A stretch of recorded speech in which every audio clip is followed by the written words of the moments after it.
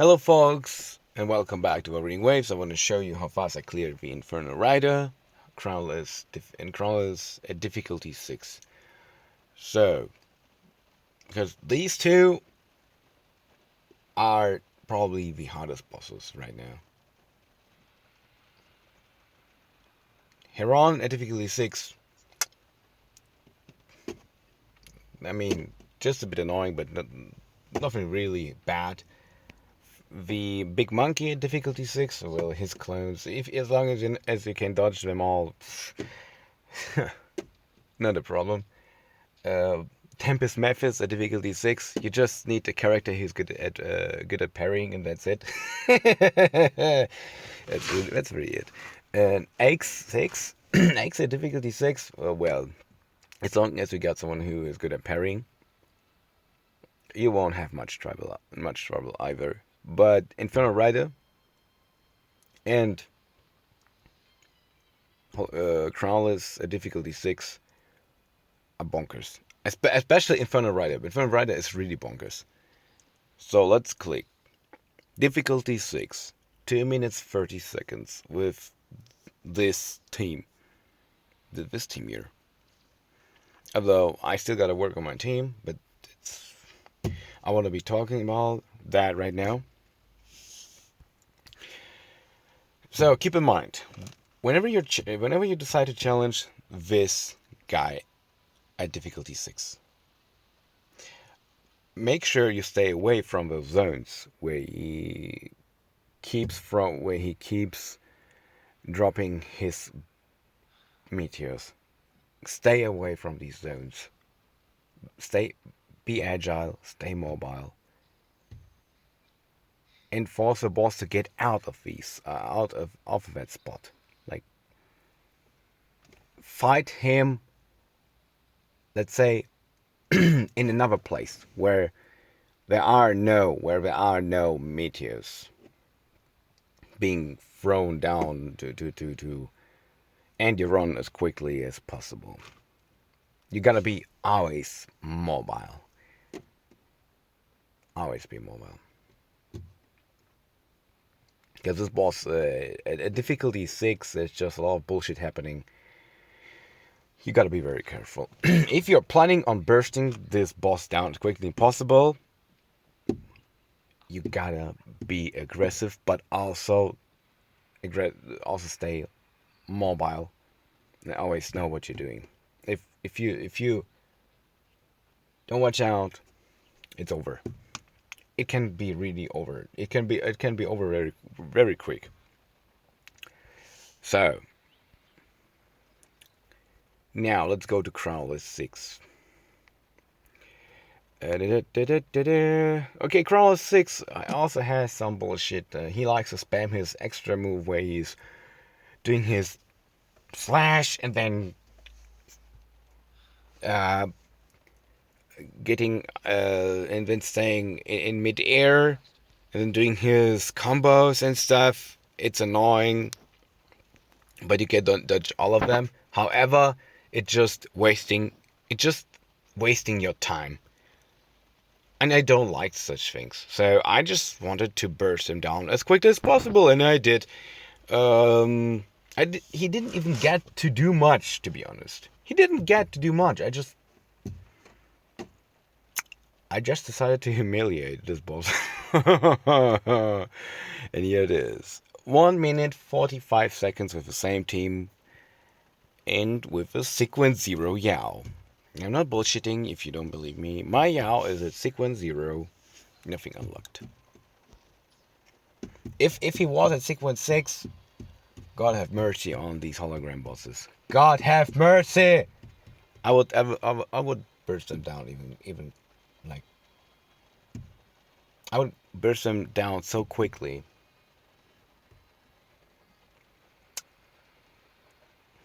I'm used to speed running in Monster Hunter, and I just figured out a way how to kind of speed run in Wuthering Waves when it comes to to these holograms at difficulty 6. However, I'm telling you, watch out, dodge a lot, parry every now and then, know what you're doing, and then burst this boss down as quickly as possible. If you're someone like me who doesn't like to dodge all the time and be a ballerina, I'm an aggressive player. I am an aggressive player. Just like a Monster Hunter, I was gunning down everything with heavy bowguns or using dual blades to get the job done quickly. Long swords. I'm not the type of guy who likes to, let me dodge. I know, I see a way how to deal with this boss, and I will use everything at hand to get the job done as quickly as possible. That's the type of player I am. I'm not a ballerina dancer who's gonna gonna dodge for 2 or 3 minutes, for 3 minutes something. Screw this. So now I want to show you. Oh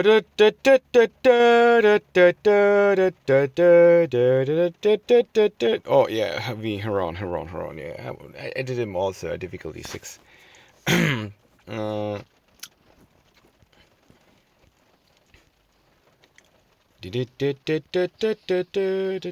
Transform. Yes. Great. So here we are. 123.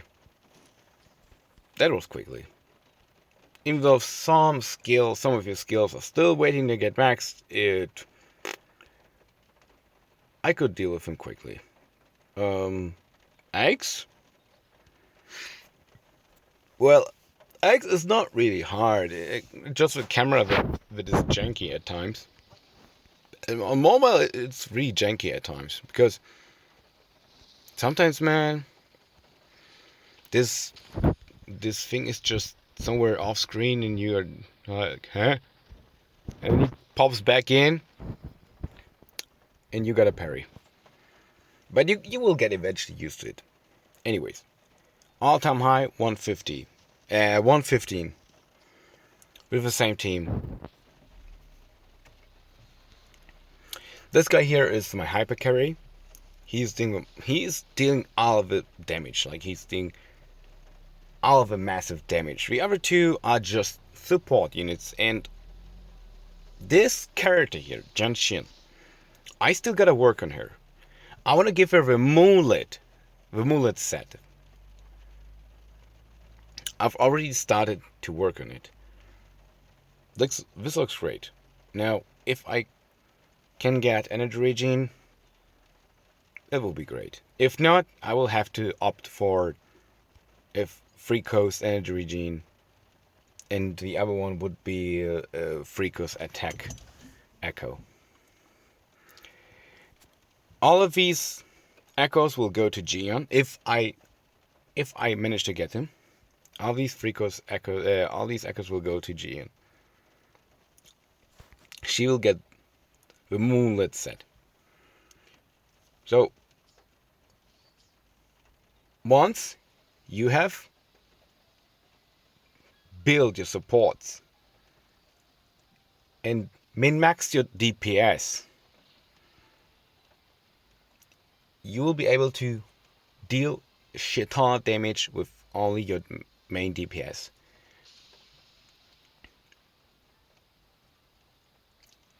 And the thing is, thanks to Janshin, he can also do so.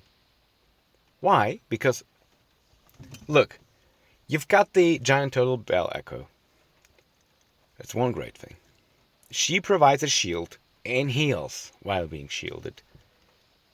At sequence 0, she's really great. So pretty much, she's one of those standard 5 characters who will stay relevant. Then some people say, Janshin is this and that. They don't know how to use her. If, let's say, you got Shopkeeper, I got her at sequence 1, by the way. at sequence 1. Look, I managed to get another copy of her, and it's great. S1 is a great stopping point. S2 is even better, but if you got the money, do it. If you want to save your astrides for someone else, get another unit. So, but she's great. She is better for hyper carries such as Yao, while Verena is, in my opinion, better for quick swap units. Verena is great for quick swap teams, but Shorekeeper is better for hyper carries, like characters that stay on the field most of the time. Like I said, like Yao.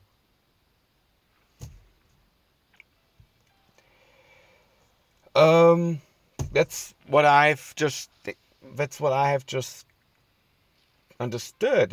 I just came to this conclusion after playing a certain time. I was like, Shorekeeper is kind of cracked. Shorekeeper is kind of cracked. She's kind of cracked. The fact she can provide a crit rate, crit damage buff, heal, and if you couple her with Janshin, yes, baby, fuck them all up, dude. It's crazy. You got 2 of the most cracked support units, and all you need is a strong main DPS. Yoo-hoo! That's it. Yeah, folks, it's great. You can really push your numbers high up, and that's what this game is about. Pushing up the numbers. You can also go for solo runs, but look, when my teams were still shit, they're still not perfect, but they were shit back then. So that's why I opted for a higher energy Yao, sacrificing 30% extra elemental damage bonus for higher energy regime. Yeah, it can work, but once you are at the point where your teams are built, you won't need that anymore. You will just have your supports, your min-maxed main DPS, and then you go crazy. By the way, you probably saw my crit damage value and were like, huh, why only 224? Well, cause look, I got flat attack. I got attack percentage. Okay, heavy attack damage bonus is a waste. It's a dead stat for me. If that was resonance liberation damage bonus or crit damage, would be great, but we don't get to decide. This one here got everything I wanted, like crit damage, crit rate, attack percentage. Again, attack percentage, and attack percentage rivals crit damage. That's what I have. That's what my conclusion is.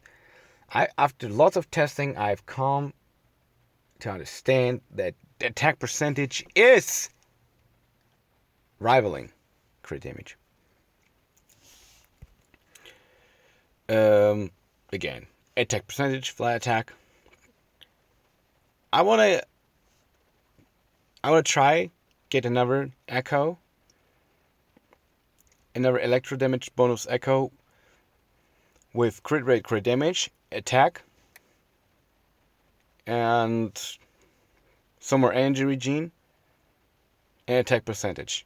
If I manage to do so, if I manage to get that one, that would be great.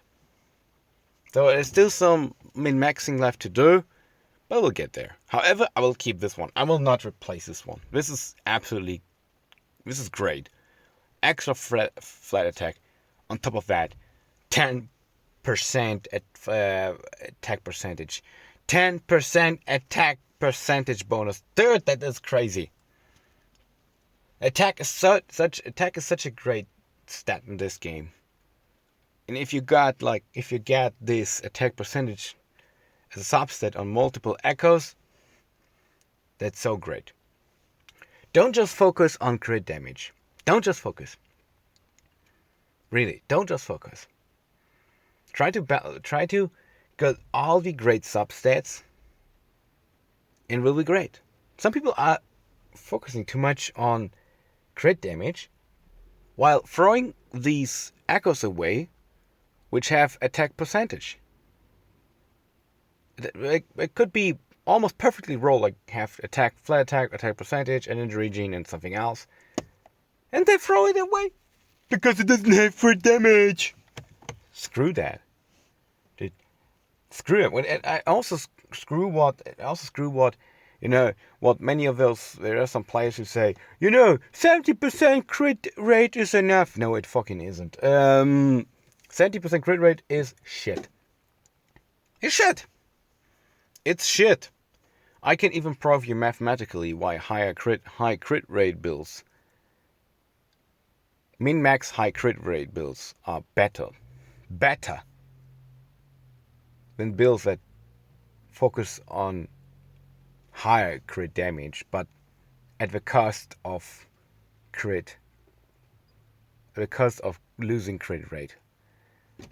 It is the way it is, man. You can't even do maths and you will eventually understand that higher crit rate builds are better. Any min-maxer knows this. I don't follow these guides.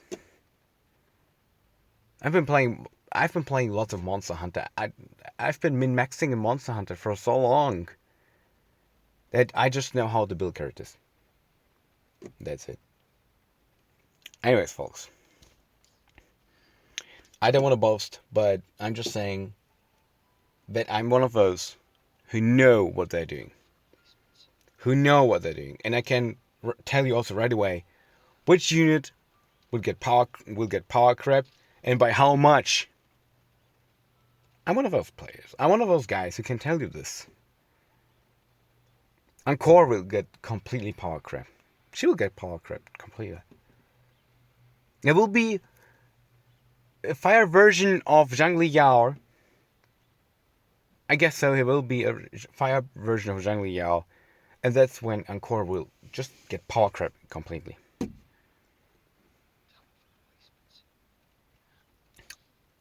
Like Calcharo has. And like Calcharo has gotten power crap completely by Zhang Liao.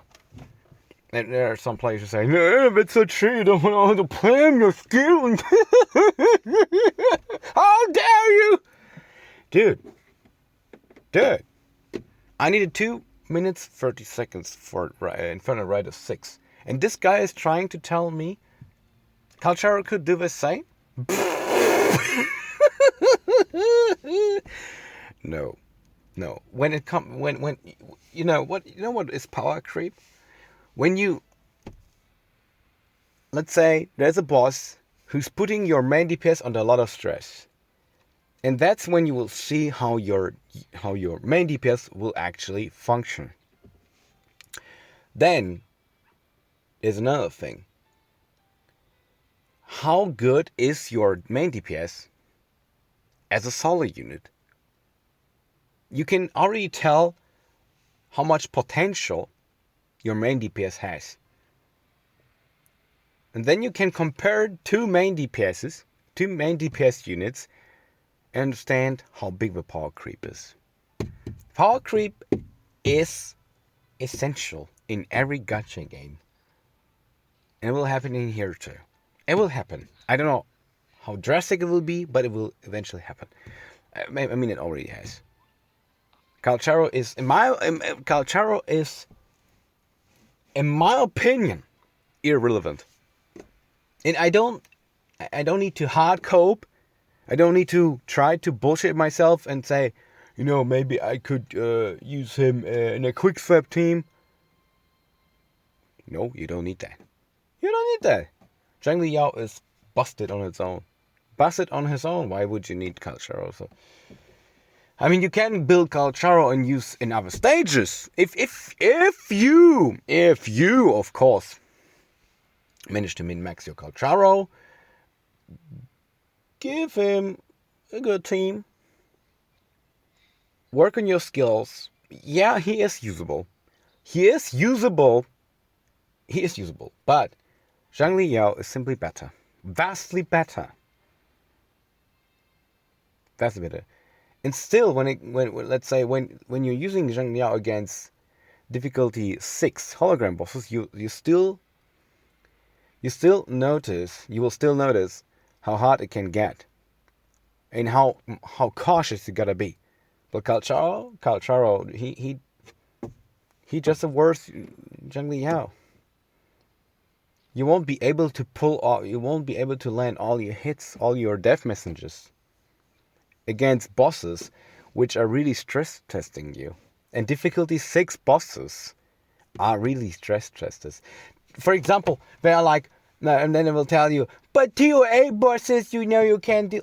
TOA bosses, excuse me, they are utter shit. They are utter shit compared to difficulty 6 bosses.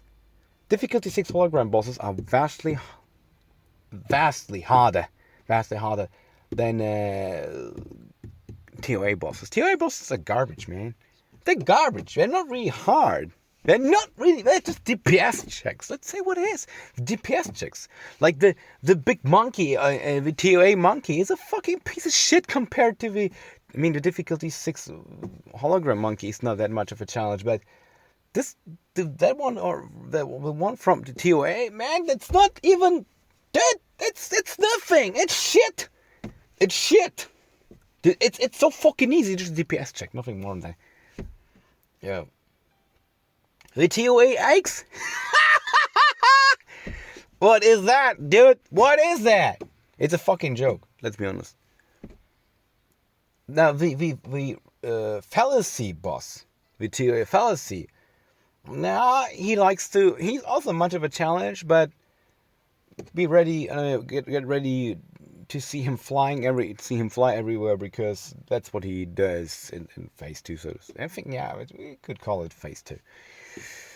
I can already imagine how hardcore a fallacy boss will be once he becomes a hologram boss. Once he becomes a hologram boss, I think he will be absolutely nuts at difficulty 6. Get ready for the bullshit. I can already see it coming.